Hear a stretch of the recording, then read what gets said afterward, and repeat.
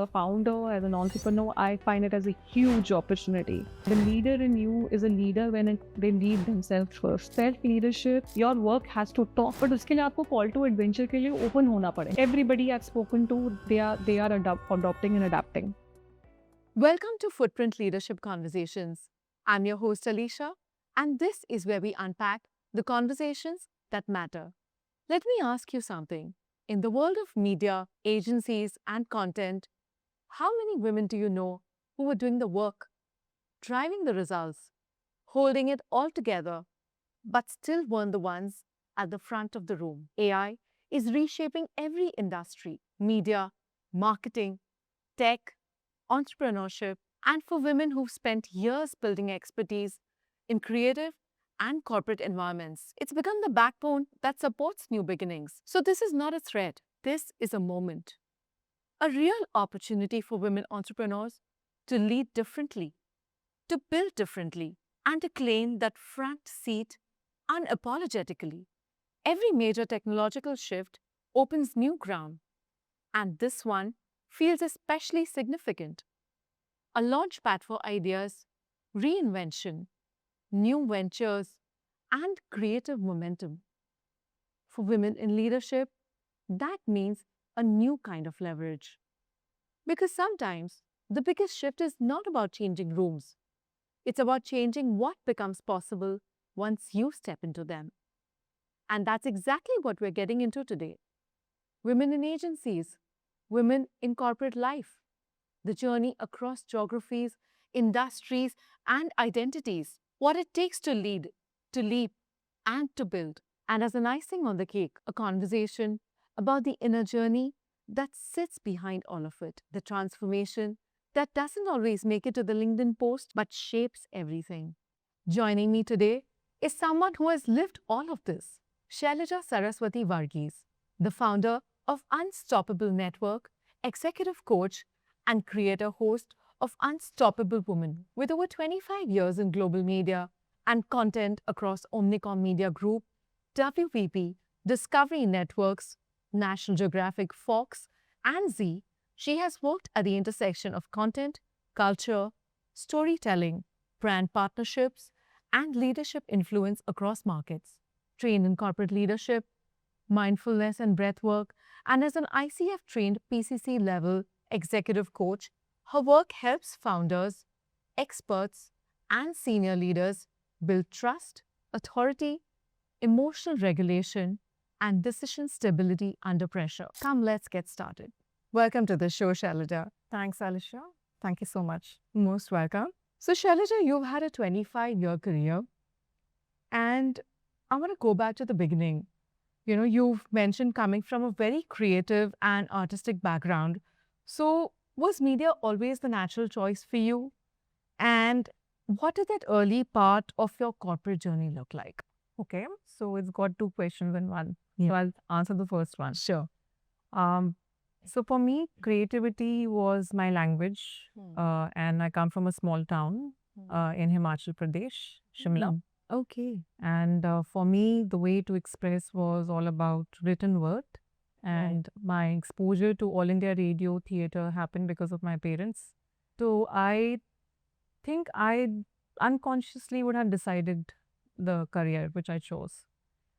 Because I felt storytelling came easy, and that's what I saw in my environment. We were immersed as child artists in All India Radio, and that was very grounding as an experience. But besides that, I used to write prose, poems, so expression was always through words, and also to create meaning of life was very important to me. Connect with people, experiences was happening more through writing than actually spoken word at that time. And when post-graduation happened, I just realized that maybe there is a way to then understand this world better. And I started my career with Z Networks. And then it was just never looking back. So I think my story in corporate life has been of transformation, if I can call it, because I've grown along with the mediums growing. I looked at storytelling as the core, but the mediums, the wings. And as the wings evolved, I evolved. So from television to OTT, publishing, and then moving into a world of agencies, media agencies, to make the world more media agnostic and tell the story in different formats became very important. Then working in leadership roles at WPP, Omnicom, I think it gave me a rich experience of what storytelling can really do, not only from a consumer standpoint, but also brands. So that was very interesting. But at the core of it, Alisha, I think stories are very important to me as a person. Very true. So from a written word, it also became spoken word. It became cathartic. I'm a psychology student. I invested a lot of my time in learning about mind, behavior, consumer behavior. Then immerse myself in breath work, went on long retreats, and also thought that if I can add that as a side track to my life, it will enrich my life.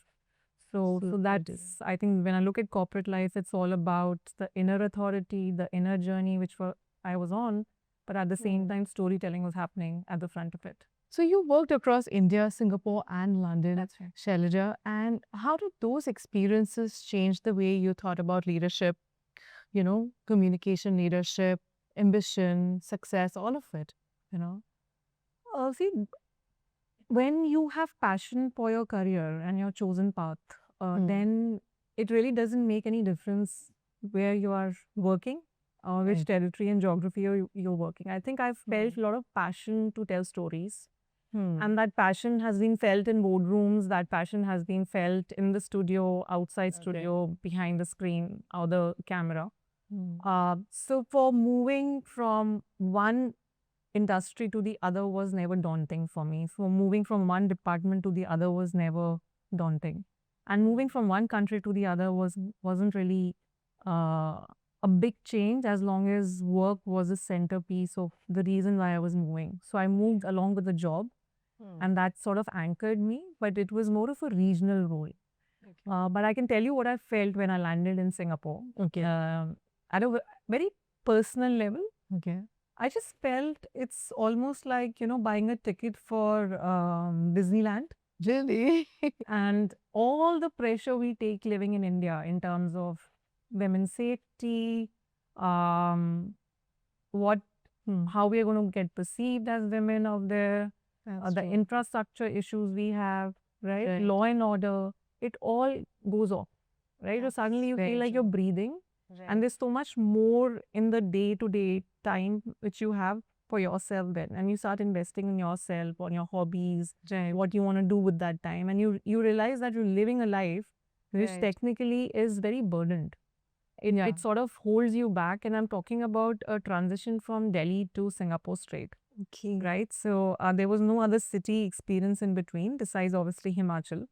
So that's what I felt at a very personal level, that I feel it's easy and at the same time it's multicultural, right? So that's a place which sort of exposes you to people coming from a lot of different backgrounds, and you get exposed, you get immersed in that culture, you pick up new things and adapt. So that was Singapore.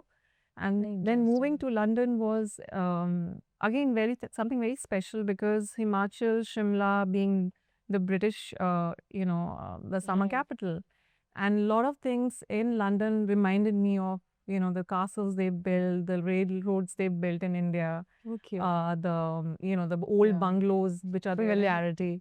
familiarity, right? And that was very sweet and nice. The weather, so big bucks. Very big take, Yes, but besides that, I'll be very honest. Living in these countries, I just realized that the world is not only about work. Work-life balance, right? I won't even call it work-life balance. It's integration. Nobody is going to discuss work end of the day with you or on the weekends. It's not your identity. Right. Your identity is much bigger, much beyond. You are seen as the person who's coming across to the other person. It's not really through these labels. True. And that was very interesting. That was very interesting because, see, we are coming from a setup which is still pretty much the way it is, right? Systems matter, processes matter. There is some sort of a pattern which we follow in our country. But there you feel that, okay, no, there is life beyond work and there's a lot more possible with your life and lifestyle. So, Right. lifestyle legend, what it really means is what I experienced in Singapore and in London. Right. I think that's great. I think, you summarize it so beautifully because not everyone sort of is able to acknowledge that, there is so much more in life beyond sticking yourself at work and, you know, you're diluting yourself with only one role in life that you're playing. Yeah. So, yeah, I think that is very true because um, I think moving locations, I think sort of gave you That perspective. that perspective. That's true. Great. So, what advice would you give to women who are relocating, restarting or balancing roles, like motherhood or partnership? And what does it really take to, rebuild without losing your sense of self? That's a very good question. Yeah. See, it's a loaded question because you're talking Hmm. to a woman Right. and a gender which takes a lot of load throughout Very true. our life. Right. Starting from, having a role of a daughter, then wife and mother, and then when obviously you're nourishing the family. Right. Um, what I've seen is, and honestly, which is also very important to me in my journey at Unstoppable, is to understand this even more deeply. Like, Okay. why do women stop growing when they get sort of limited to certain roles, right? So, if it is, I'm a career woman, I am a career woman. Then I have to salvage my motherhood for it. If I become a mother, then I have to salvage my career for it. If I had done it all, then I might be lonely at the top. Right. That entire concept of being wholesome, the wholeness of a woman gets sacrificed. And that is the area which I wanted to hold on to very dearly and set an example that you can do it all and without leaving any part behind. And it's been very difficult. It's not been easy because there are many times in one's journey you can feel I can take it easy now, or maybe it's too much of a pushback to the system I need to give, and you can really give up at all those stages, Alisha. So that is Can those be are the very challenges. daunting, right? Those are the Always. challenges, and most of the relocations happen when the husband is moving, right? He's got a better opportunity. So I've heard most of the time. So the wife sort of moves, tags along, the children setup also tags along, everything moves. Yeah. So the world has moved. Right. The woman is supposed to adapt immediately to that moving world. Right. But what happened to the world she had cultivated back where she was raised? Start of everything. Yes.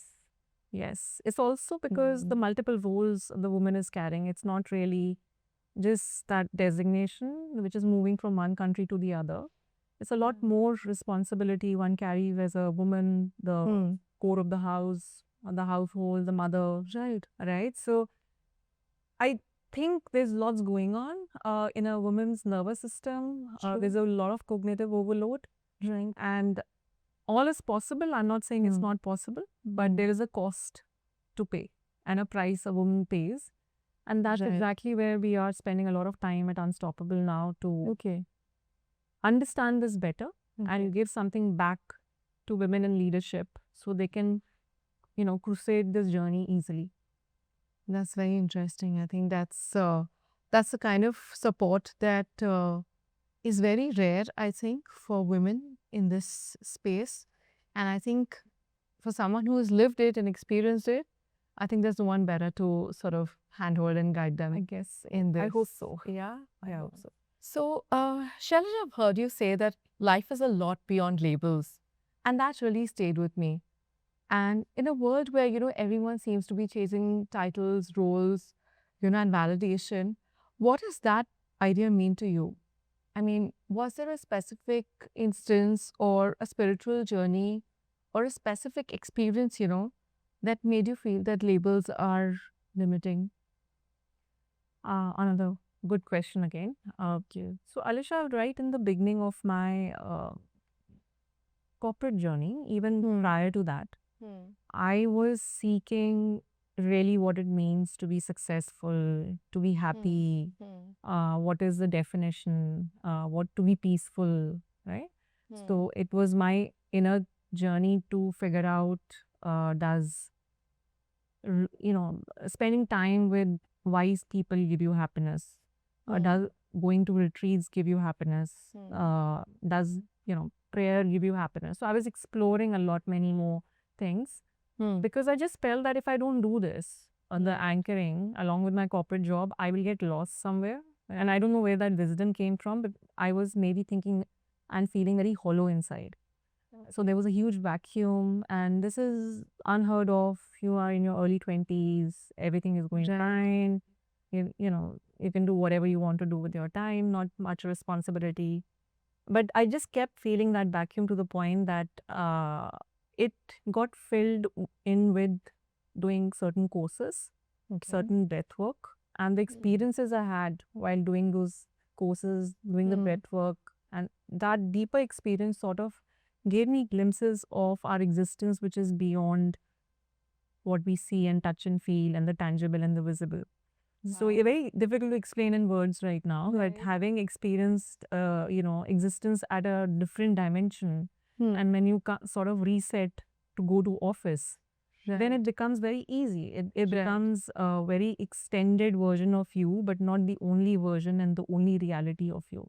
So I had, at an experiential level, understood this, and very difficult to talk about it.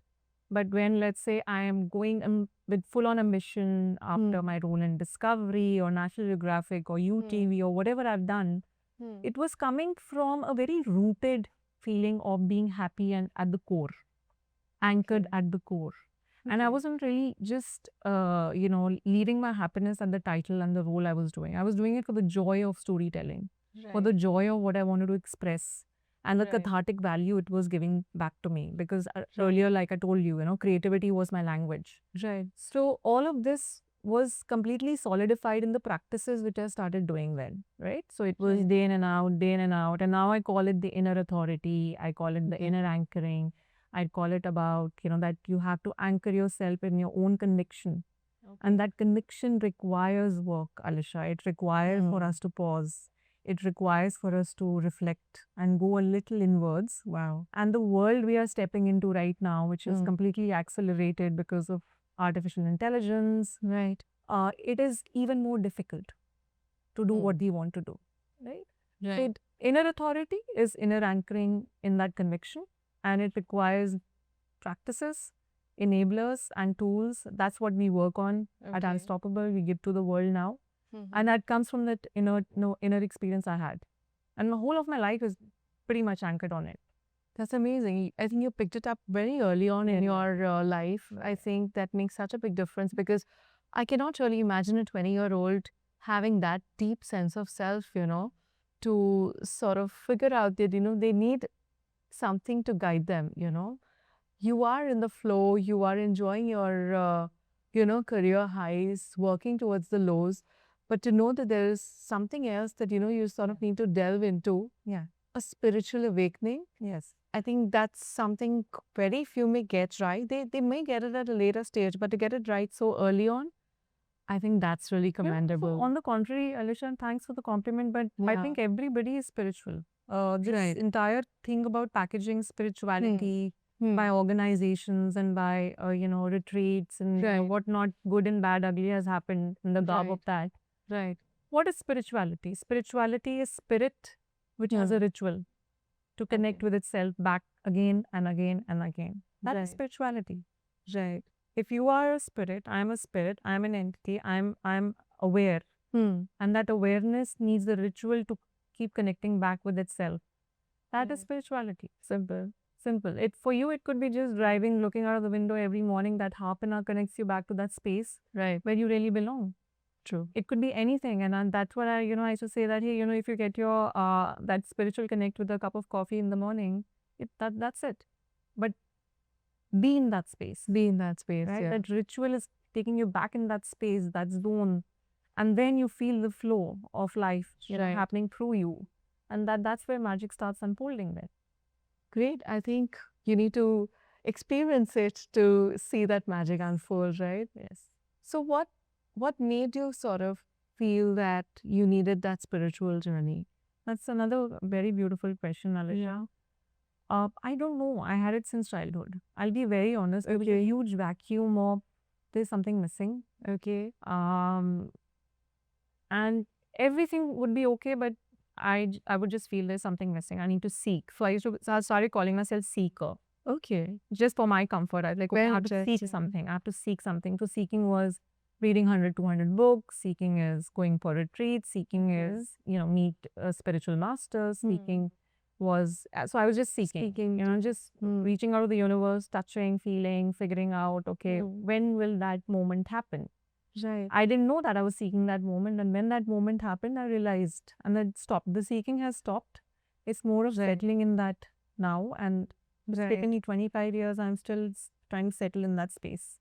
What I experienced then. That entire journey, I think you've been enjoying this space, I'm Yes. guessing. Yes. So the inner world I've been enjoying. Right. And that inner world is what I want to take to the world and say that no matter which AI comes, what aliens land, True. whatever happens outside, Right. there is an inner world which you can create with inner authority, have enough tools to fall back on.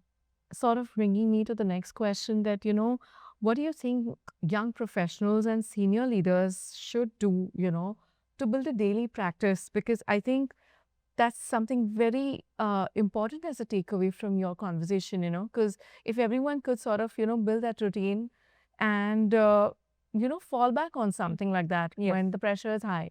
Yeah. So, yeah, if you could share something with our viewers. Yeah. So, see, I have sort of divided this into 3-4 parts. Okay. So, there is something called therapy. Okay. Okay. So, therapy is when you actually take outside help Hmm. in an area which needs therapy, Hmm. and there are therapists there, right? Hmm. Second is that you are trained in certain techniques. So you go for retreats, yoga retreats, mindfulness retreats. There's so much available. Not when I Right. started, there was not much.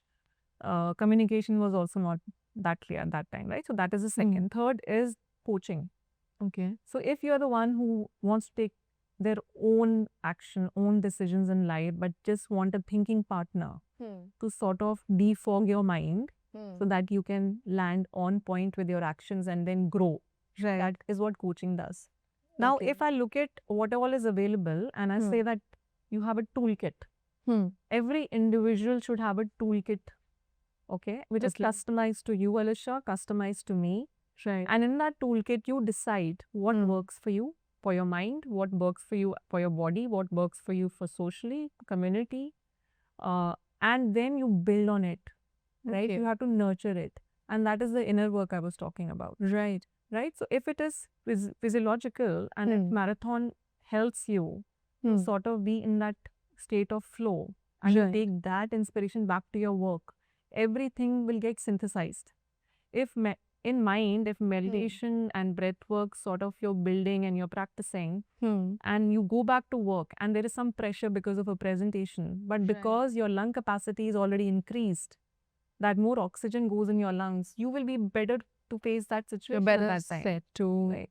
And let's say community. If you're doing some community work, you're part of some societies, whatever time you can take out. Yeah. Now, if you're lacking some ideas for your work, that sort of synthesizes and gives back that power back to your work. So for me, it is all one world. But for that world, your identity is not only going to come from a system or a corporate life or that title or, that organization. You're putting too much burden on one place, one title, one organization to be that one solution for you. True. What about that inner work which you have to do? So if you ask me what I've done in 25 years after experiencing what I experienced was to build my inner tool, inner authority, and I've kept it sharpened. Right? I know that outer impact is visible, it's coming from inner work, and never let go of that. Never let go of that, right?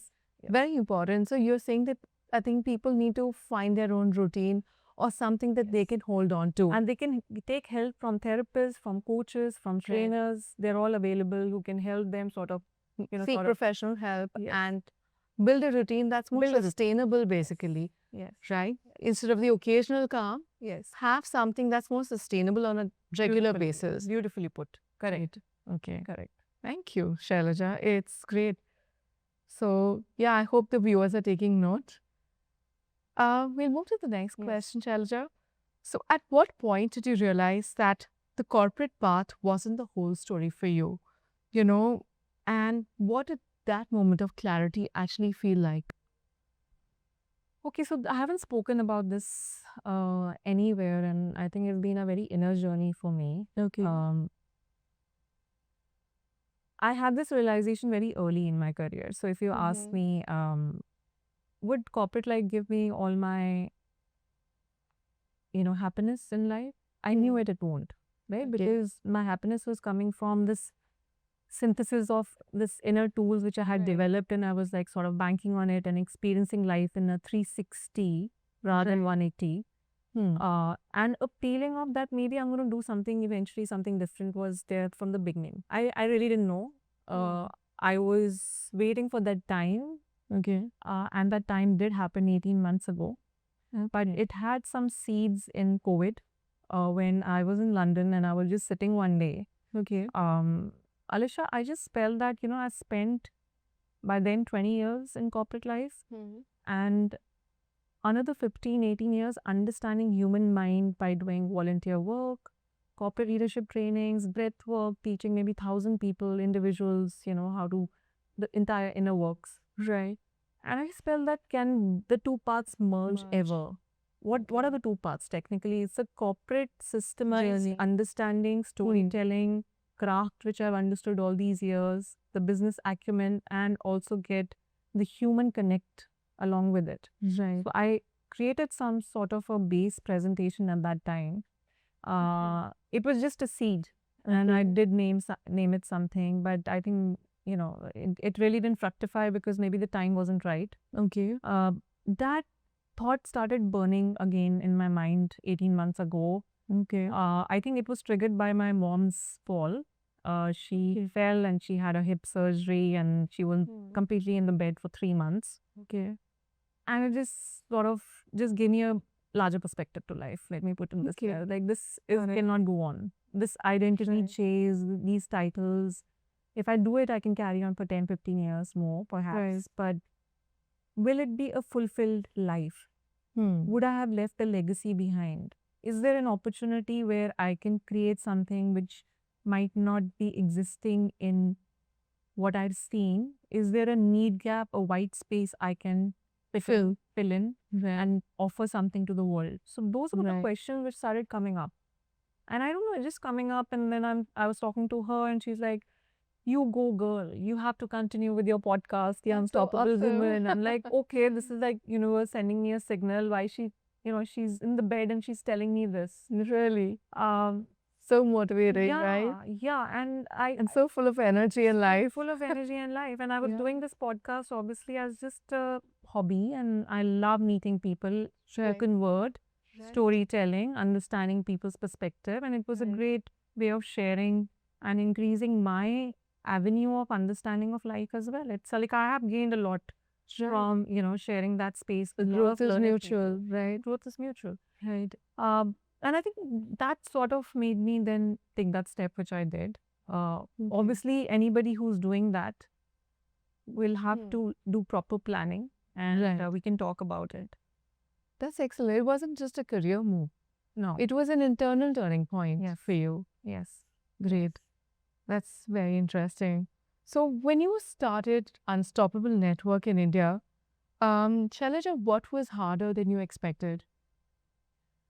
So I'll go a little before Unstoppable Network. Okay, Okay, so before Unstoppable Network started, I also had to prep myself to let go of the title, security, and also having this entire rich network which I've built all these years. Okay. Right.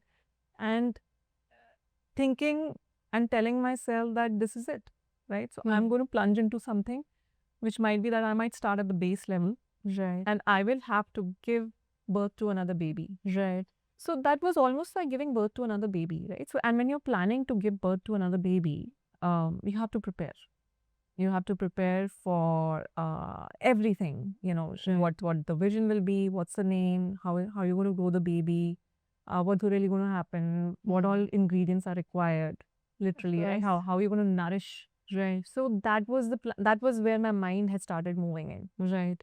And what is the intersection of content, culture, storytelling, human enablement? How Right. is it all coming together? I had no answers. I wasn't getting Just any like clarity. rough thoughts. Just rough thoughts. And Right. I let them be. I let them be around me, floating You clouds. linger onto it. Linger onto it, linger onto Right. it. And I think when this entire wave of AI also sort of exploded in the last 12 months Right. more, that is where I started feeling that maybe it's the right time now to take Okay. that move, right? Because there is a shift which has happened. Digitization created opportunities, True. right? COVID created opportunities. Absolutely. Now is that wave which is creating opportunities. Right. And I just felt that intuitively, environment, macro, Just the perfect time. which is the perfect time. Just take the plunge. Just I took plunge. the plunge. Took the plunge. I think within a month, I had rolled out the venture. Yeah, and that's what it is. It's a leadership and transformation platform where we have conversations happening through the podcasts. Right. And but beneath all of that, there's a deeper work which we're working on, which is developing courses and coaching and workshops, programs, and all just to enable people to anchor themselves on inner authority. I feel it's hugely missing in corporate life. Right. There is See a that opportunity for sure. huge white space, huge Hmm. white space.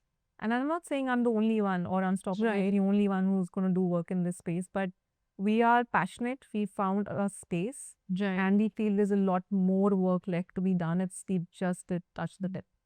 Yeah, like there's so much space that you're widening into, right? Every space feels like there is so much that can be done. Great. So I think that's the part that people don't always see, you know, that there's so much work, you know, that actually goes in. There is energy and there's a lot of passion, but there's a lot of work that goes on when you're starting something from scratch. Work happens, Alisha. I must share this with you because I had Sure. no idea when and why founders go cuckoo. Okay, we are not crazy, right? Right. This burnout is like, okay, Right. not taking care of health becomes like norm. Yeah. Now, for me, understand that, you know, when you go in a gym, what happens is you need resistance Hmm. to build muscle, Right. right? Now, that resistance was the corporate life where I was building my inner authority muscle. Okay. Wow. Now, if I have broken those boundaries, inner authority and the corporate life is all merged, what will happen? I will have to rewire myself. So first couple of months I was rewiring myself and I was feeling an alignment which was happening. Wow. Okay, so alignment of different order at all completely. It's not like I'm doing a job. I have a vision. I have a purpose. It's driving me crazy. You're growing so much at that time, right? Yes, and I have to keep at it. It's complete alignment of mind, body, and your mission. There is nothing Right. going to hold you back. You know, it's not a job. Right. It's essentially if you don't do it, if you don't give birth to this kid, nobody else will. Right. If you don't nourish this idea, Nobody nobody will. else will. So Right. it is that sort of like I have to It's do your it. calling. Yeah. Yeah, Like I have to do it. Yeah. And anybody I've spoken to, most of the Right. founders, they say the same thing. Yeah. Idea came, there was a white space. They didn't even know it was a white space. They caught it. They started working on it. Alignment happened. And post alignment, everything started falling Everything around. just starts falling into Yes. place. Yes. I think your inner self starts feeling a lot more at peace because Yeah. maybe this is where you were supposed to Yes, head to. Yes. So I think clarity sort of sets in and then the Yeah. universe responds to what you are feeding your soul with. Right. Because if you're more fragmented inside, you're always going to a job and holding on to that, you know, identity trap, which I keep Right. calling. It's very half baked. It's identity debt. What are you technically doing, Alisha? Identity debt. Right? It's So very nice. identity debt, right? What you Yeah. are doing is you're feeding into that image, not to the person who's holding that image. And unfortunately, most of the leaders get into this trap. Okay. I'm the CEO for 25 years. I've worked in this organization for 19 to 20 years. You've actually stunted yourself. That's it.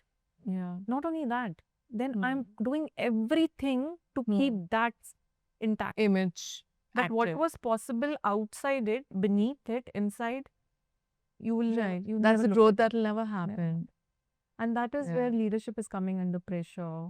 decision making is getting threatened, right? So a lot of Hmm. judgment gets, I would say, colored. To get right. Yeah, it Hmm. gets colored, gets tested, because the work which was really required to be done, and Right. especially in the early stages of a career, Right. right? You still have time. The first 10 years, 8 years, you can be ambitious, you can be driven. Right. But if you start your journey at that stage for inner work, True.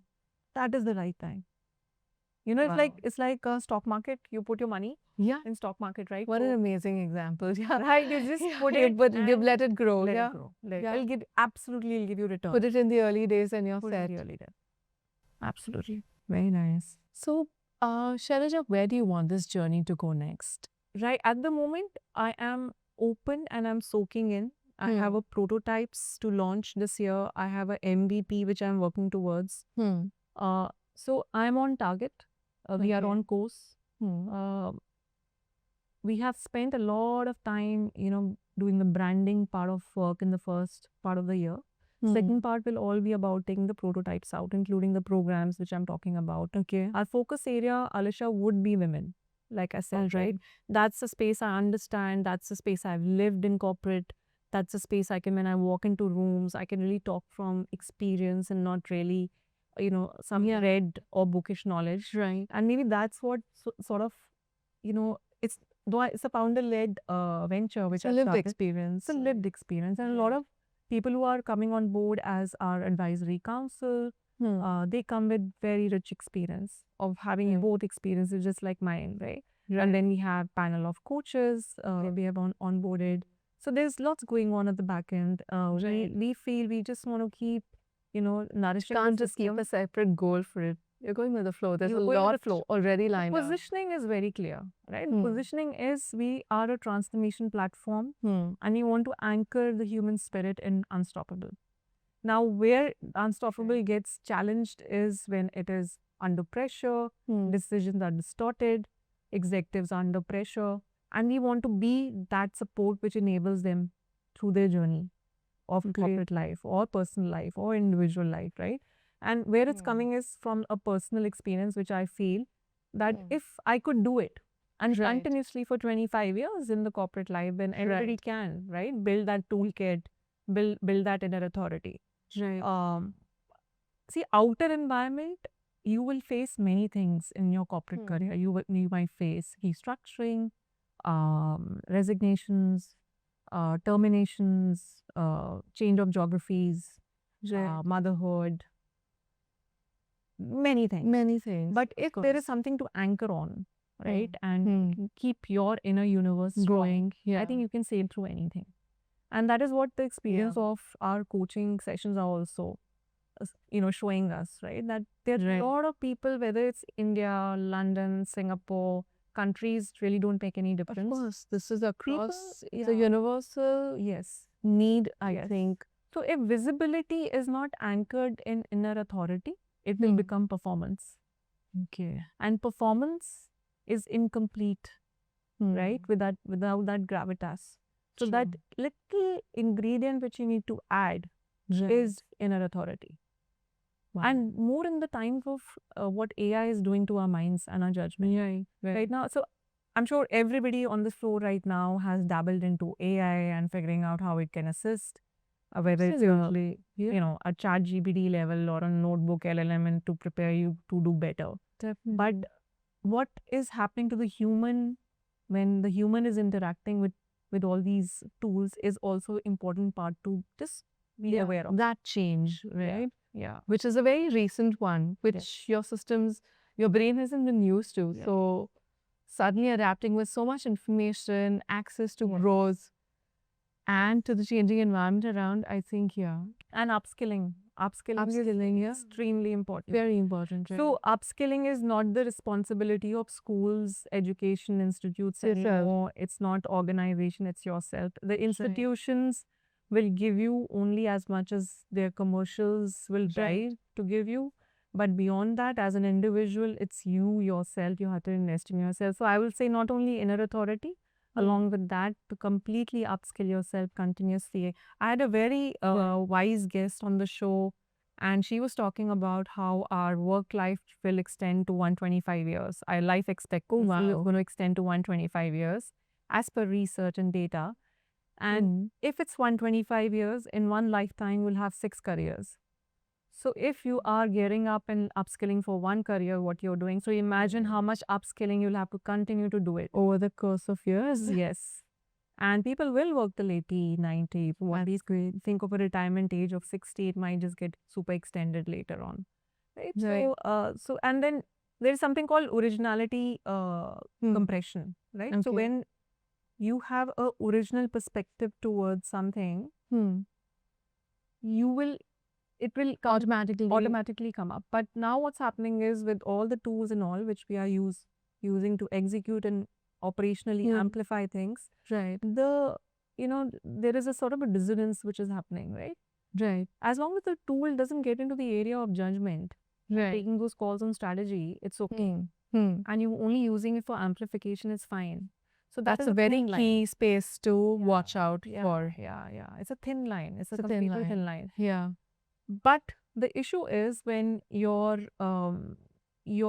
judgment is colored by speed and pace of business, then you will basically lean on the tools. On the toys, right? So that is where time will tell us, how is it taking the businesses ahead.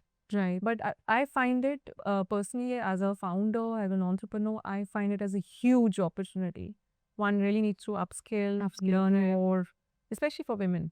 I think there's a huge area which is yet not explored. Okay.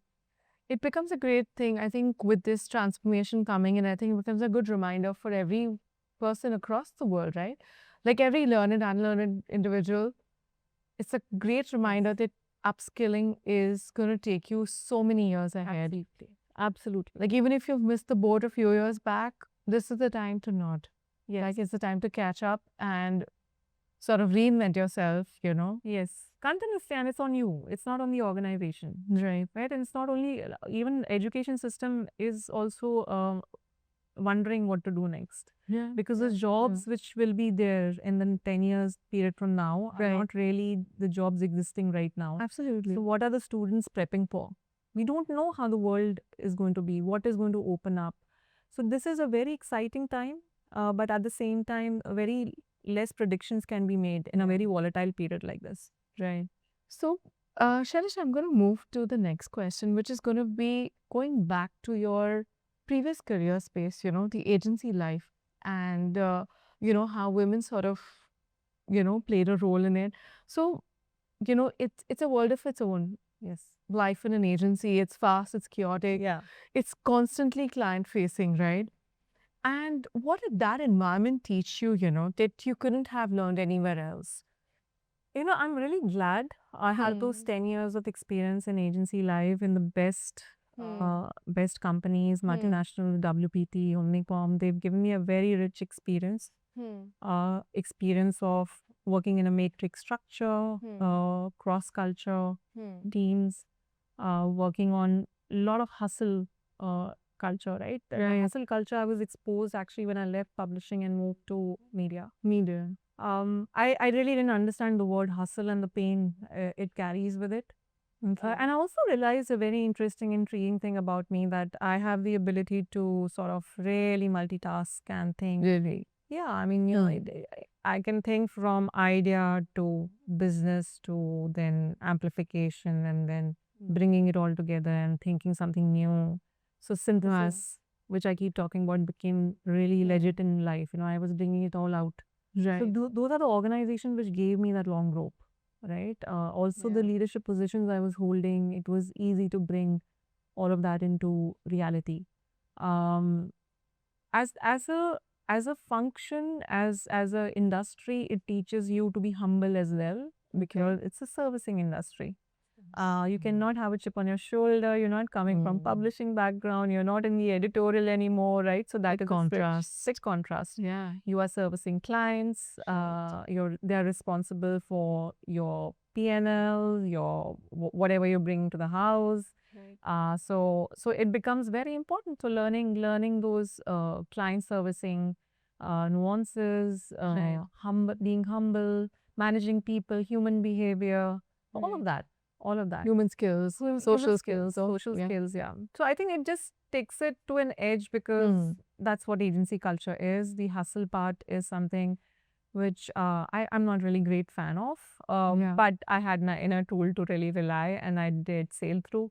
And I thank God I had something to like, fall back on and then get reset, refresh, bring it on the next day. Push And that, comes to shove, you can deal with it. yes, yes. Yeah. So that's what I'm saying. I'm hardly an agency sort of a person, honestly. I am. You look at the trajectory. You got yourself tested in that I space. got myself tested. I got myself tested in leadership roles in these two in 10 years. So I've got a lot of my insights, my lived experiences also come thankfully from, having worked in media agency. And I'm very grateful, honestly. I'm really humble and grateful as well for the opportunity which I got. That's great. Wow. So hustle culture and I think multitasking are definitely two things that Yes. you sort of Yes. aced for sure. That and precision, right? All of that. Yes, and the downside of that was once I had left the corporate, and the corporate skin was obviously getting very tight on me, Okay. and it wasn't letting me breathe. It leaves the residue, right? Because when I switched and I launched Unstoppable, and I'm like, hey, what happened to that hustle? What happened to that vibe, that energy, that mad and that crazy mornings, those nights, those evenings?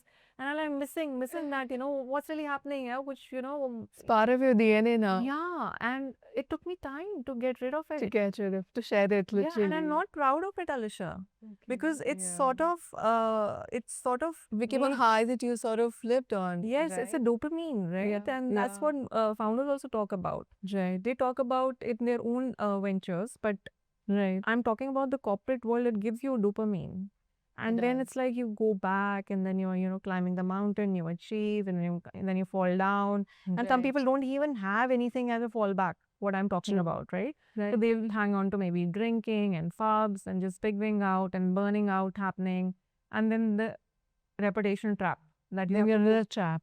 It's like it's become cycling. But anyway, so when I was out, I exited. I felt like, where is all this gone? Where is it? Something is You missing. literally had to like undo all of that. Literally undo and then rewire and then say, okay, this is it. This is the real world, which is more depth over display. Yeah. I'll have to stay. Luckily, you snapped out of it in time to find your ground and, find more meaning rather. Wow. So now it's okay to stay with depth, right? So it doesn't unnerve me. It unnerved me in the first month when I had launched. I was like, action nahi hai. Then I'm like, no, I'm building something. So it's been a pleasure building all different aspects of the venture. But it's taken a lot of rewiring as a person, how I have programmed myself, how the system program you. Like as an individual, if you worked in a system for 10, 20, 30 years, you won't even know how much of your inner system is programmed because of that system you were part of and nothing to do with you. Right. So this is just a perspective which I'm sharing that, just discover yourself. Who you really Stop chasing that pace and that hustle. Yeah. So what happens? Like Get calm with. if you close a laptop on a Friday evening and don't do a digital detox and go back on Monday, who's that person who's in those 2 days? How is that person feeling different from the 5 days?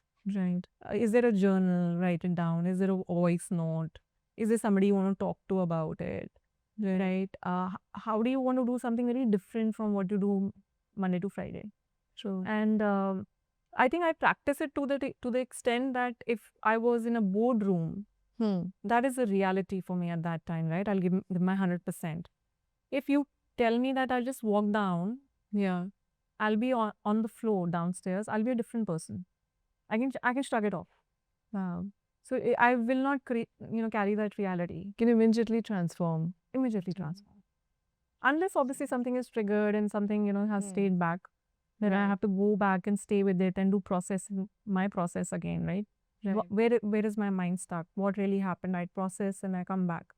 But I just know I'm not. There's another side of you that exists, and you let that be. Yes. As well. Yes. So this is the message I really want to give with your platform also. The leader in you is a leader when they lead themselves first.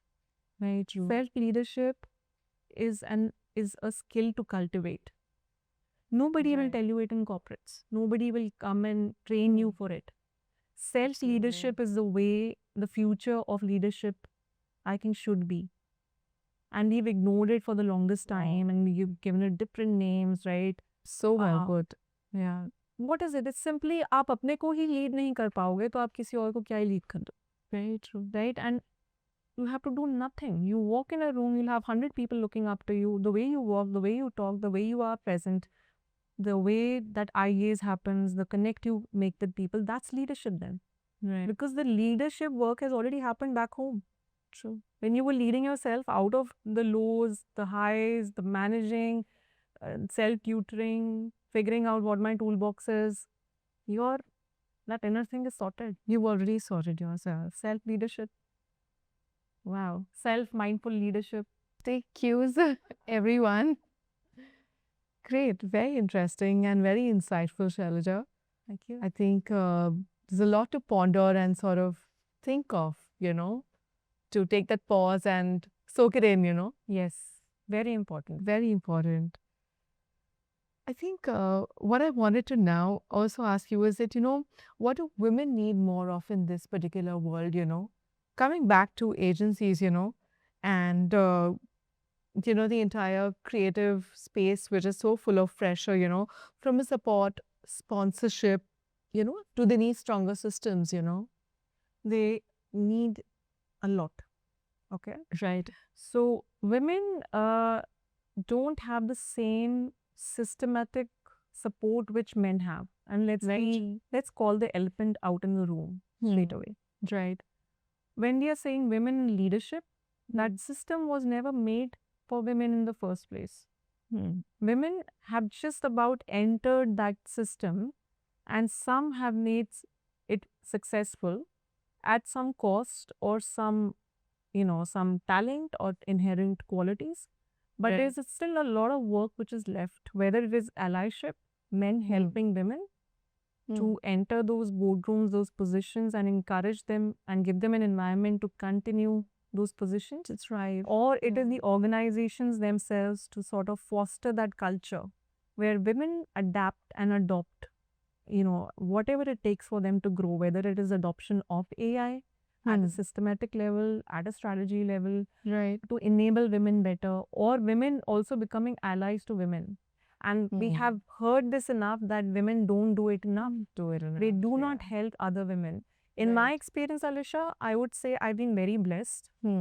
I have not had this disparity of men can be allies, women cannot be allies of women.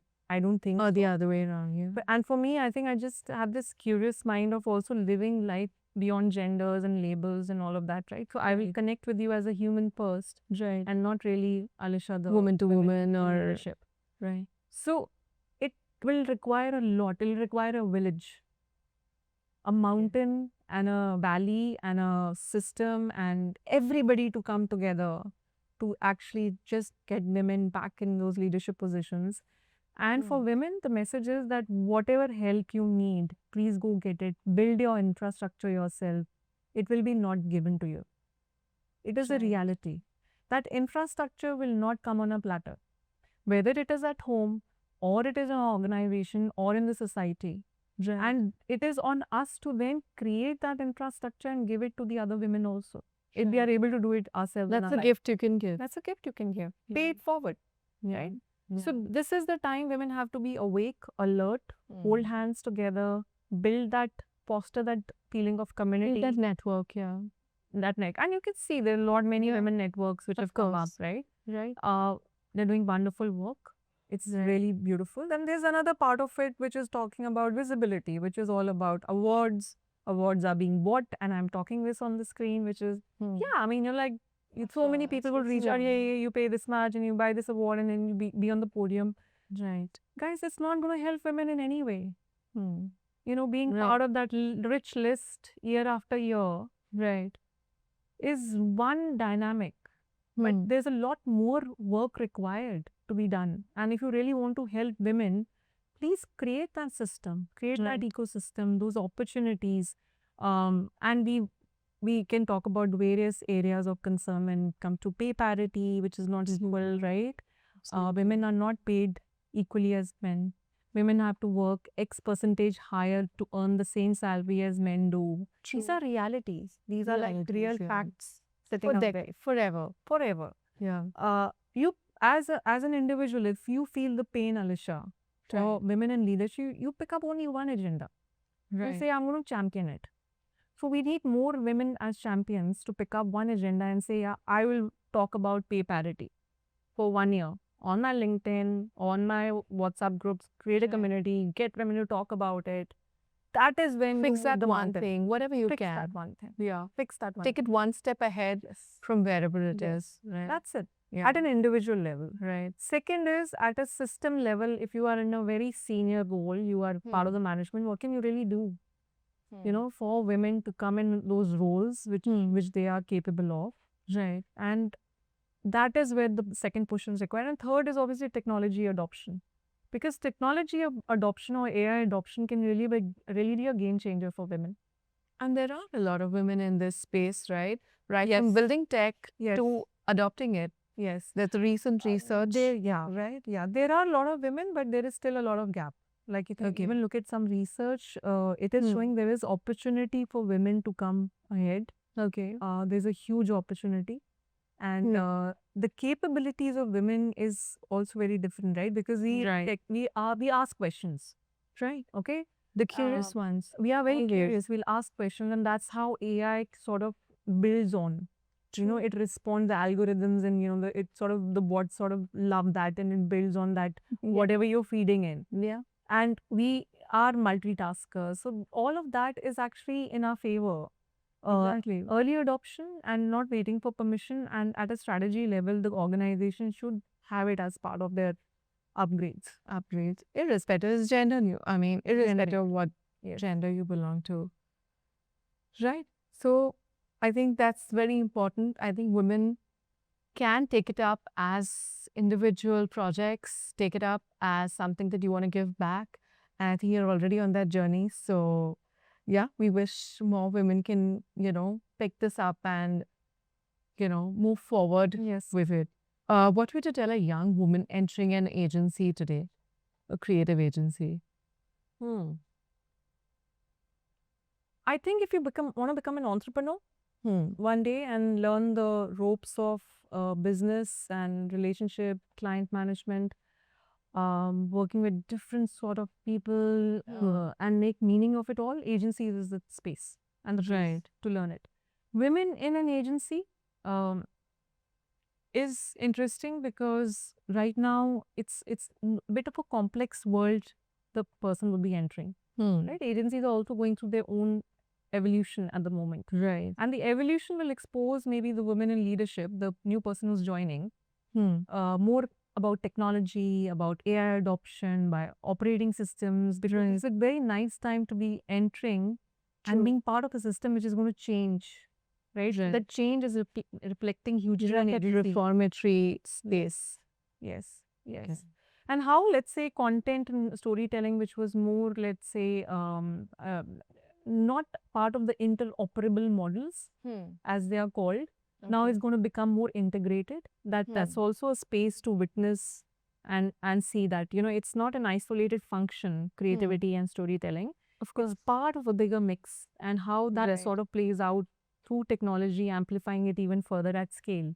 So that is beautiful, right? That is beautiful. It's the one idea can be amplified at a scale which is unimaginable. So that is the power of the times we are in right now.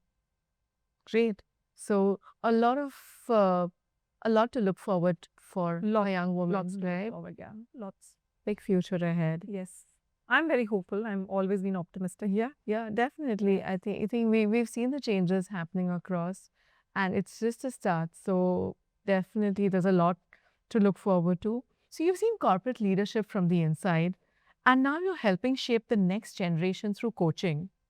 From your perspective, what still holds women back from moving from competence to real authority? It's a permission and it's also a conditioning. Oops. Right? Yes, oops. Yeah. So it's a conditioning which has been there for ages, and I would not blame the patriarchal culture, society we are part of. It's Yeah. also a lot to do with just the inner ingrained Self-guilt. conditioning, self barriers, and we knock, knock, knock. We don't want to break it. We don't want to come out of our comfort zones. And the visual which comes to my mind repeatedly is that little baby elephant with a chain around the leg, and it doesn't even realize that the safety of all of that is making it psychologically shrunk. That those shrinking intelligence is a big threat to women in the coming times, right? So shrinking in authority, shrinking in voice, shrinking in presence, and nothing, no issue, no problem. It is the It's a conditioning. mindset. Permission. They're waiting for permission, and it's also the conditioning they've gone through all these years. And we are all a part of it. When I say we, it's like we all, right? Yes. In certain scenarios, you're just waiting for that permission to be given. We don't take it. We don't take it. In certain setups, we are also a little bit like second guessing, hesitant, because it's conditioning. Standing in a queue and there's probably no one ahead of you. Yes. Yeah. And then this shrinkage of intelligence is where safety is there, but psychologically you are still stuck in that old era. Oh my God. Yeah. That's a pity, considering there's already so much that is putting you down. Yes. So, a lot of work, Alisha. So if you had to blame ourselves for, not really blame, but it is not blame, awareness. yeah. It is Right. awareness. Yeah, it's And what awareness. happens in coaching, a coach will come into your life, like let's say Lord Krishna in Arjun's life, and just be on the chariot. You are taking the action, but the directions will be given, and then the life gets sorted. It is just that, it's like a thinking partnership. A space is created, and whatever actions you have to take, you will take. But nobody's given us that permission also, all these years, that there is an opportunity to think beyond this and beyond this circle which I'm stuck in. It's an invisible, I think, leash that we're walking around with. Yes. Oops. Unleash. Time to unleash. Time to unleash. Gosh. So why do so many women reach capability but not visibility? Great work is not enough. Visibility is required, and it is an art in itself. And also in terms of being seen and heard in the right forums, having that voice of authority. And it comes a lot from working on your own presence and the inner authority which I've been talking about. So there's a lot of work which goes in what you work on yourself and what opportunities are given to you, right? And then you just catch a little bit. Don't let go. Nobody is going to come and give you it on a platter. You'll have to be agile. You'll have to be nimble. You'll have to have that pace, and just go for it. Don't wait to be noticed. Don't wait to be noticed. Okay. And don't feel hesitant, right? That you are being loud, and your work has to talk. It has to be spoken in certain forums, and you need to do it. You champion it for yourself. Right. And what role do mentorship and sponsorship, play in changing that? Huge. Yeah. I've had wonderful mentors all my life. Within organizations, outside organizations, and that also requires a little bit of egoless awareness, right? That you don't know enough, and it's okay for the outside voices to come and add to the flavor of your life. And I call it the hero's journey, where there's always a knock knock call to adventure, which happens, and we are living our own rut, living our own life. And if somebody is knocking on the door and saying, hey, there's another perspective, another way of living and discovering, come, let's go on that adventure, open the door, welcome, and experience it. And more often than not, that ordinary world changes into a very beautiful, sparkling world when you go on that adventure. And for me, that's happened through mentors, through coaches, through masters. And as recent as like 18 months back, when life transformed for me was through coaching. Right? I just had one coaching session from a very good mentor in the industry, and that changed my perspective completely. You won't even realize, Alisha, that we are so set in our limiting beliefs, in our dogmas, in our biases, which sort of cage you in that sort of thinking, straight-jacketed way of looking at life. somebody will come and just wipe the board off. That's an empty canvas. And Wow. and when you start then taking action, your life will move in that different trajectory. It's more perceptive to these opportunities. Yes. Take it. Yes. Call when to you get adventure. I it. call it call to adventure. Call to adventure. There's a very wise gentleman who's created something called Hero's Journey, which I'm referring to. Okay. Forgetting his name, but he speaks about it. There is a framework for it from ordinary to extraordinary world. Okay. And once you cross over that, you will realize your own purpose and your vision. We all Okay. keep talking about what is my purpose of life, what is my vision. This is very personalized way of talking about purpose होना Yeah. चाहिए life में. Yeah. But उसके लिए आपको call to adventure के लिए open होना पड़ेगा. Yeah. Right? Without Right. that, you are just in your sect. Like There's no standard recipe. It's going to be personalized and you have to sign up for it. it is like, and also it's a little hard life because it's also metamorphosis.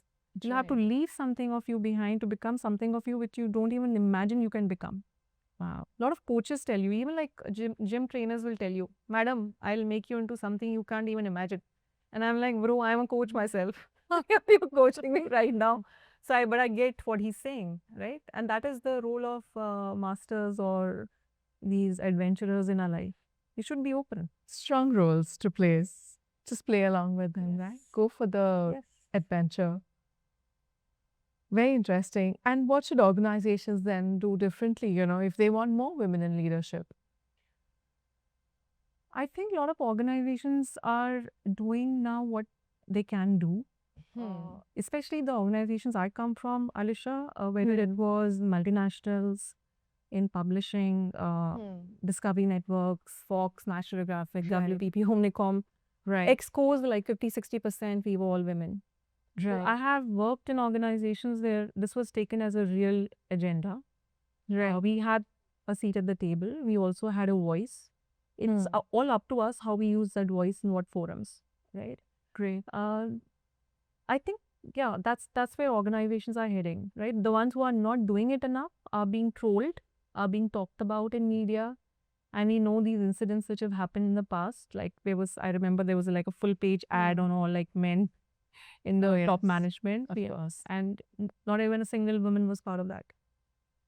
So you're actually sending a signal out as a company, as an organization, what culture you're setting. But do you think AI and technology are opening new doors, or are they simply giving older systems new tools? Absolutely opening new doors and first-hand experience. New founder has been 6 months. AI adoption has absolutely helped Unstoppable Network a lot. Right. Honestly, we were hiring 5 to 6 people. We didn't need those many resources. So it's helping in amplification, in resources. The cost which is going in resources is helping to cut down that.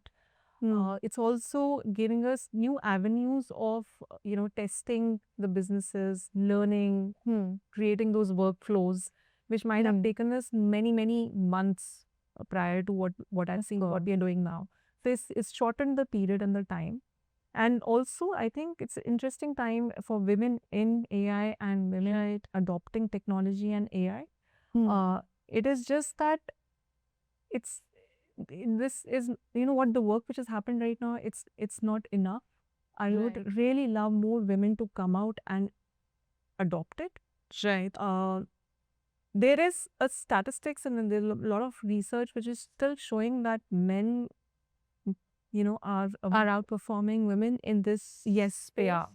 in upskilling themselves. But if you look at whatever we discussed so far about women empowerment and flexibility and, getting women more resources and sponsorship and whatnot, I think the easiest way women can do is by adopting AI. Okay. It's a playing field, equal playing field, right? At the moment. Yeah. And if you go for it, and especially for the founders and the entrepreneurs, everybody I've spoken to, they are adopting and adapting AI. Right? Because that's also like when you start with a bootstrap and then you're expanding, AI has really opened doors of opportunities there. That's the one that is a big game changer, I think, for most women, especially. Great. I think I want to move into the wealth creation bit at this point of the conversation. There's a big shift, Shailaja, in the way women are approaching investing and entrepreneurship and long-term wealth. So, what do you think has changed now? More awareness, Yeah. more experimentation, more control of their decisions. Hmm. I have seen now women talking about stock market portfolios, to investment portfolios, which is left to their partners earlier. It's also about managing the financial aspect of the businesses that you're running, especially female founders. Right. So, and I'm coaching these female founders currently, and not that they are well equipped or they are naturally drawn towards wealth management, but they are learning, and they are adapting, and they are getting better at it. But men are allies. I would have to give it to men. Men Yeah. are still allies. And I Right. think the message out there would be to just encourage women to go for it more. It doesn't come organically. Keep to us, educating honestly. yourself from this. Yeah. Right. I mean, for me, I've been on a different, track from the beginning of my career, managing my wealth, my planning, investment portfolio. I can be the ambassador for the woman who's managed Managed for wealth portfolio. by herself. And now that I have started my own venture, it's also being conscious of, how to separate your company and your personal, and then having enough, looking at revenue, even the income which is coming and the revenue which is coming. And you really have to be invested in understanding all aspects, right? So a part of it is I'm excited. A part of it is absolutely, it's also upskilling myself. Great, right? Yeah. Both are very important, right? Yes. So once you have the excitement and the curiosity, I think it automatically leads you into upskilling Yes. yourself. But I just want to give you one example, Alisha, while we're talking about all of this. And statistics are getting better on women managing their wealth. $1 million was invested by women in startups and tech, and all of those numbers I'd seen in 2024. But having said that, there was a project we were working on for, I think, Škoda back in those days, and it was the Mother's Day. Okay. And the insight was that when a car is bought in a family, everyone is consulted. I think I know Not what the you're mother. saying. Right. Not the mother. Matter. So mother, you will go to a mother and say, yeah, मुझे ना ये kitchen के लिए चाहिए. What do you think? I am wearing the pink shirt. What do you think? And the entire video which we created was just about that. The mothers never. You will not even take it in consideration. It's so heartbreaking. And to when see we had this this. face to camera with like these 5 gentlemen, and they're like, Yeah. this, Literally. yeah. Mothers don't take decision on finances and buying technology or cars or. Hopefully, the next generation of mothers are going to change that entire. Yes. way. So yes, Right? good. You're joining the dots, because if we, as the generation we are in right now, we do take Right. that, on ourselves to manage Right. wealth and be responsible, then at least we will not have what we just showed, what example which I gave, right? It would be a very different example that the future generation will be setting, or we'll be setting for the future generation. I think, yeah, we've definitely been seeing that shift a lot. And I think we're positive that it's going to sort of culminate into more banging participation from women. So, for women in leadership, how do you see the link between career growth, financial independence, and long term influence? See, career growth can only happen when career consistency is there. And we spoke about the broken journey the women goes through because of the multiple roles That she's she playing. plays. Right. So first is to fix that. Right. So if there is consistency in her career growth where there are no breakages, then she also has control over what she's doing with the wealth and the investment, and how she's growing the wealth and feeling enriched, and the strength which is coming. Absolutely. Right. And absolutely the designation which you earn and the wealth which you earn will have an influence over you. Forget you influencing anyone else. Right. It strengthens your own self-worth. It strengthens your own voice in a room. It strengthens your, a fallback option maybe one day, where, you would really want you to support yourself and not really be out there, So all those aspects are all intertwined. But True. this also has, I think there's a lot of work to be done in each of these. Right? So we spoken about the challenges in the first one, and it has a ramification on a second one on the third one. So, but as long as the women is aware, right, Right. that the voice in the room will strengthen with all these capabilities, and maybe that's a bigger bait to continue the journey in the corporate and whatever it takes to create that ecosystem Right. which sort of builds her to the position she really aspires for. So Right. it's absolutely important. They are all Very interconnected, important. all are important. I think it's the power to make your own decisions, right? Ye- And not just about the wealth. Absolutely. Right. Absolutely. Unfortunately or Hmm. fortunately, yes, wealth does that to us. It does. Right. It's a power. It is the power, power. right? And what point does earning become leverage and not just income? And not just Income. when you want to set something which has a larger, you know, purpose, Yeah. when you want to amplify it to do something even bigger, so it becomes the leverage. Like I'm giving my example, right? So Very valid. yeah. So it is when you're a founder, you can start with your own bootstrap versus looking for investors versus looking Right. for collaborators, and there are various ways of doing it. A lot of lanes open up. True. But if you have a leverage in certain way, Hmm. you can build on it and then see how you want to take the rest of the decisions. True. I think stops being transactional then, right? I think it starts shaping your choices. Yes. And that's the Yes. role that Shaping your choices, you understand that money makes money, right? Right. Inventory is money, time is money, everything seems to be all interconnected. You start seeing value. Your mind starts thinking beyond your monthly paycheck, right? A salary or an income, right? It has a larger ecosystem. It opens up, right? And I'm just talking from founder's lens, what I'm seeing now. Right. I mean, considering everyone's aiming for that at some stage, right? I don't know, Alisha, if everyone's aiming for that, that they want to become entrepreneurs and founders. Yeah. It takes a lot. Yeah. It takes a takes a lot out lot. of you to Yeah. keep sort of, giving all that it takes to, Hmm. it's like the breath which you're giving and taking every day is giving life to that idea. And Right. to bring it up and then launch it and then sustain it and then grow it and then Nurture also it. collapse it one Yeah. day perhaps to make something big. And still have the gumption to want to go back and Yeah. restart. Yeah, yeah. That's a different DNA Yeah. altogether. Right? And honestly, I don't come from a business family. Hmm. And I don't even why what craze has gotten to me to do this. But I just feel the purpose is so Strong. it's very strong. I'm very Yeah. driven. You know it's your calling. Yeah. It's a calling. I just want to do something. And it's not like, okay, chalo 6 mahine try kar liya and फिर देखते हैं. I'm here. I'm here. And yeah. I'm here.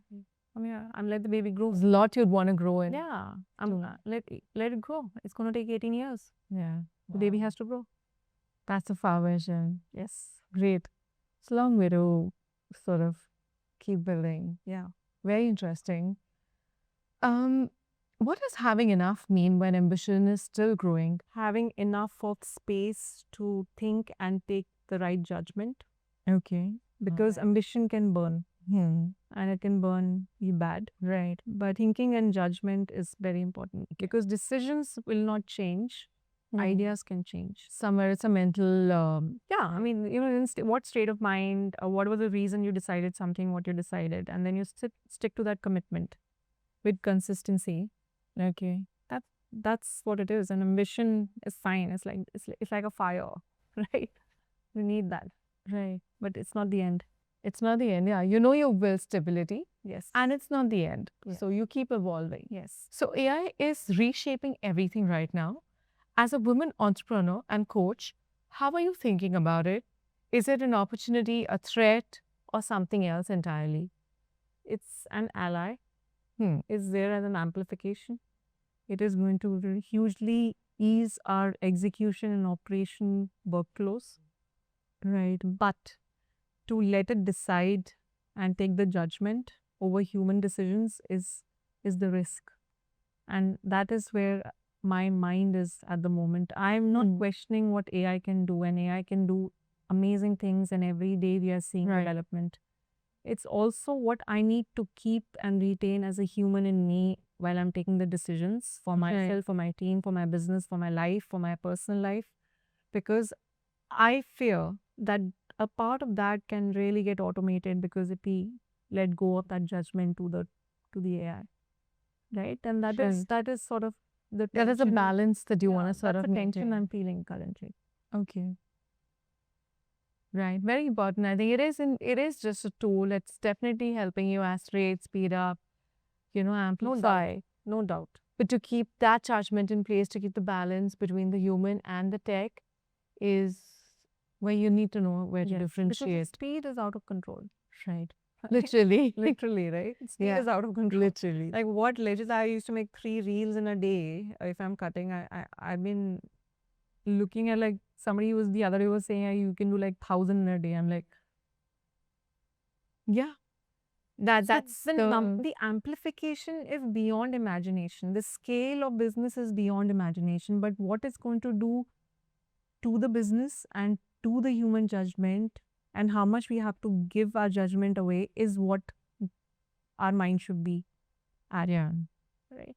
Right. I'm not doubting all of that. That's Great going. Yeah. Yeah. Adapt. Keep Adapt, upskilling, all of adapt. that. Yeah. But keep a check on this Keep a check. aspect. Keep a check. Very true. Yeah, pilot projects, prototypes, test. The good thing is the collapse of something which is not working well can be done fast. You don't have to do 3 months of rigor and then say, oh, this is not working for me. No, you test it. Within 24 hours, sometimes you get to know. True. They're not working. So you cut your losses. Yeah. You cut your cost on resources. Right. Right? So a lot of good things are coming out from what's happening. Of course. And how are you exactly using AI in your work? Where do you think how are you using AI in your work? How can women leaders use it the most effectively? So at all aspects, Alisha. So Yeah. I have programmed and trained my bot Okay. in different workflows. I have seen huge progress and evolution the way I get the output. Right. So I have been playing around with a lot of prompts. I have upgraded myself as a founder. I did multiple courses. Obviously I'm using multiple tools.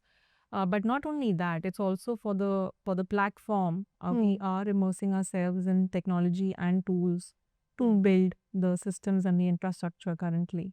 So that is the exciting part because I know that in a world maybe 6 months ago, something as a workflow would have taken me 6 months or 8 months. The team is coming back within a week now or 5 days, and that's the charm of AI. Right. So we are adopting, we are adapting, we are upskilling ourselves. And it's a continuous work now, and that's where the cognitive overload is happening. The nervous system is getting taxed, and I just feel the place I'm got into with Unstoppable is the right time. Because people would want that inner authority and anchoring, right? Otherwise, this is the world we are getting into. It can be really like decision making. It will be and It's just leadership collapse. Yeah. leadership under pressure, leadership and decision making are the two key areas to look into. Right. Everyone's talking about AI expansion, everything, but nobody is really thinking about decision लिया है, कैसा लिया है, किस shape में लिया है, किस state of mind पे लिया है, what is really happening, what is happening in that boardroom, CEOs, CMOs, what immense pressure they are under right now. Right. Right. So that is where how do we anchor a leader like that? True. Yeah, very true, because this is the time when, like you said, you can really get off your axis. Yes. With the creative and the cognitive overload. Yes. So the inner work is going to be a constant factor that keeps you on track. Yes. And people have gone to the other end of the radar also, right? They're going cuckoo with talking about bots and whatnot is happening in the mental health space, which is all not very healthy. Which is at a very individual level I'm talking about, right? Okay. So there's a limit and there is a point where you have to just say that, okay, this is machine tech. Yeah. It is going to amplify, it's going to scale, but it is not strategy, it's not the human judgment. Right. There are two different things, right? Two different aspects completely, yeah. What the human mind can do, I'm still fascinated and I still feel is supreme. The synthesis which takes place in our mind with different stimulus which is put together, right? It sparks. I mean, that's what AI is being built on. Yes, at the end of the day, right? exactly. For AI, if built on the past information, we are the ones who are the visionaries, right? Right. So that is where we should always keep our sight on. The vision will always come from us. The strategy will always come from us. From us, yeah. Use AI to amplify as required. At a more practical level, Shailaja, how do you think AI can strengthen the corporate and media world differently? I mean, for example, in the way teams work, ideas are shaped, and the way decisions are made, So both in corporate and media worlds. yeah. See, a lot of corporates and media worlds are investing in tools, right? And tools which are basically the central nervous system of the True. business. Right. And a lot of functions would then sort of be interconnected with that tool in some way. And that is the biggest endpoint I'm talking about.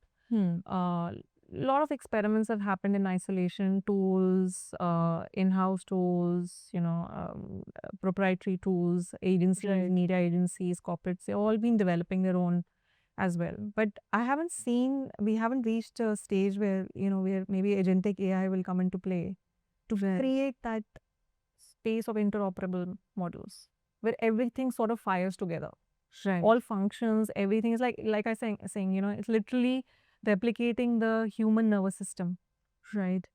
If a machine, a powerful tool, can be built to that capability to run your business, then you can imagine that a brain or a central nervous system of a exco team is all done through an AI. That's the world we're Heading towards. heading towards. Yeah. Heading towards. And then what's left of human in us is also to question then. If you're giving all of that away, Yeah. but that's for the next podcast, maybe. Next podcast, hopefully. We are not there yet. Yeah, let's soak into this aspect of Yes. the transformation that we are all witnessing. We're moving to the last question of the podcast today, Shailaja. For a woman who is standing at the crossroads right now, corporate career in one hand, the urge to build something of her own in the other, what would you tell her? I've been there. I would just say, I was told by a very good friend that, Shelja, when you have to move into your own house, you live out of a rented property. And you keep building your house and decorating it, and till the time it's not ready, you never move, right? So if you have a dream, you have a vision, you keep building it, you keep feeding it, you keep maybe even doing experiments with it, figuring out, do you have the taste for it, right? Keep it alive, keep the flame alive. And eventually, circumstances, situation, contexts, or your own calling will happen, and you'll know when the time is right.